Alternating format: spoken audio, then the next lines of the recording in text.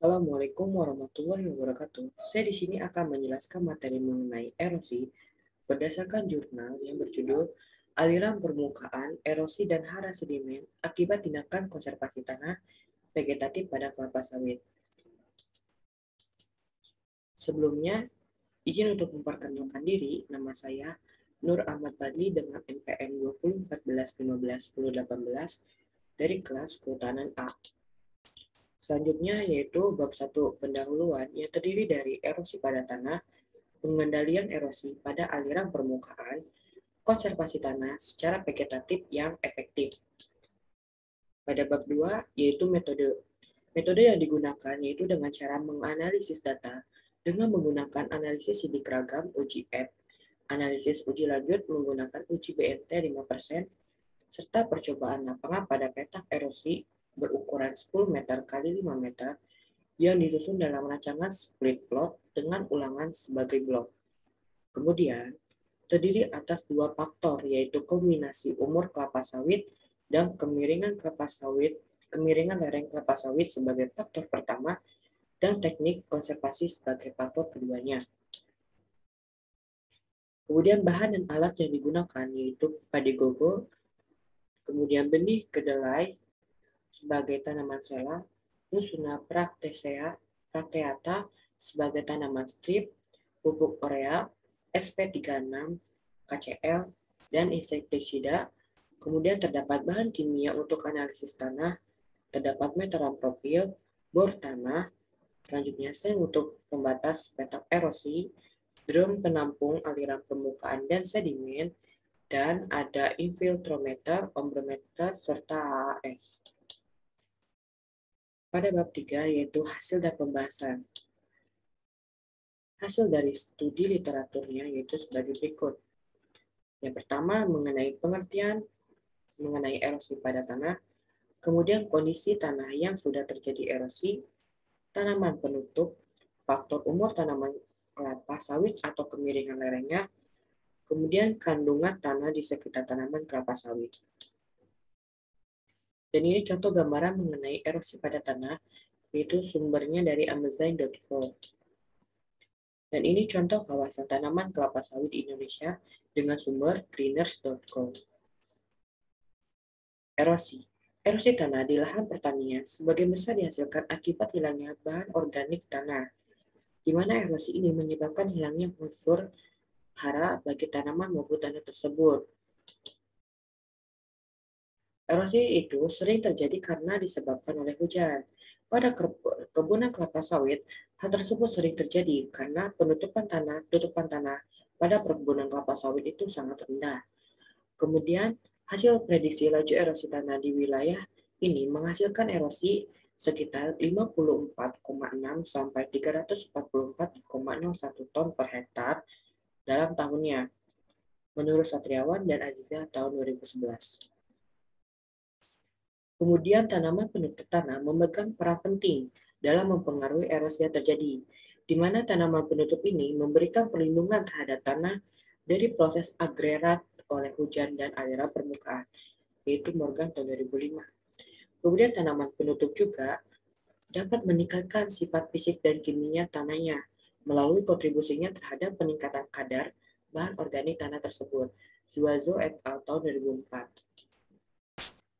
Kemudian faktor umur tanaman kelapa sawit atau kemiringan lerengnya terdiri dari 4 taraf. Taraf yang pertama yaitu umur tanaman kelapa sawit sekitar 5-7 bulan dengan kemiringan lerengnya 15-25% dinyatakan P1. Kemudian umur tanaman kelapa sawit 7-25 bulan dengan kemiringan lereng 15-25% dinyatakan P2. Kemudian umur tanaman kelapa sawit 5-7 bulan dengan kemiringan lereng 30-40% merupakan P3. Umur tanaman kelapa sawit 7-25 bulan dengan kemiringan lereng 30-40% yaitu P4. Ini dijelaskan berdasarkan yang telah dikemukakan oleh Puadi tahun 2014. Kemudian erosi yang terjadi di perkebunan kelapa sawit mengakibatkan hilangnya unsur tanah seperti nitrogen, fosfor, kalsium, dan karbon organik. Berdasarkan hasil uji terhadap rata-rata perlakuan menunjukkan bahwa perlakuan umur tanaman dan kemiringan lereng yang dikombinasikan dengan tindakan konservasi tanah berpengaruh nyata terhadap aliran permukaan. Menurut Puadi, Satriawan, dan Mayani tahun 2014. Dan ini total mengenai permukaan akibat konservasi tanah pada kelapa sawit. Dapat dilihat dari P1, P2, dan P3 memiliki perbedaan masing-masing. Kemudian, pada gambar 2 ini menjelaskan mengenai total erosi tanah akibat konservasi tanah pada kelapa sawit. Besarnya erosi tanah yang terjadi erat kaitannya dengan aliran permukaan yang dihasilkan dari masing-masing perlakuan. Erosi yang rendah terjadi pada kombinasi perlakuan P2 dan T3, pada P2 dan T3, dibandingkan kombinasi perlakuan lainnya, menurut Wadi, Satriawan, dan Mayani tahun 2014. Kemudian, kehilangan nitrogen total yang lebih rendah itu terjadi pada di T3. Selain disebabkan oleh erosi tanah yang paling rendah, yaitu Puadi, menurut Puadi, Satriawan, Mayani tahun 2014. Selanjutnya, yaitu perlakuan T3 menghasilkan berat fosfor terendah, sedangkan berat fosfor tertinggi ditemui pada perlakuan T2. Coba kita lihat sini. Selanjutnya, tingginya kehilangan hara kalsium pada perlakuan T1 disebabkan karena unsur kalium merupakan unsur yang sangat mudah mengalami pelindian atau pencucian dibandingkan nitrogen maupun fosfor.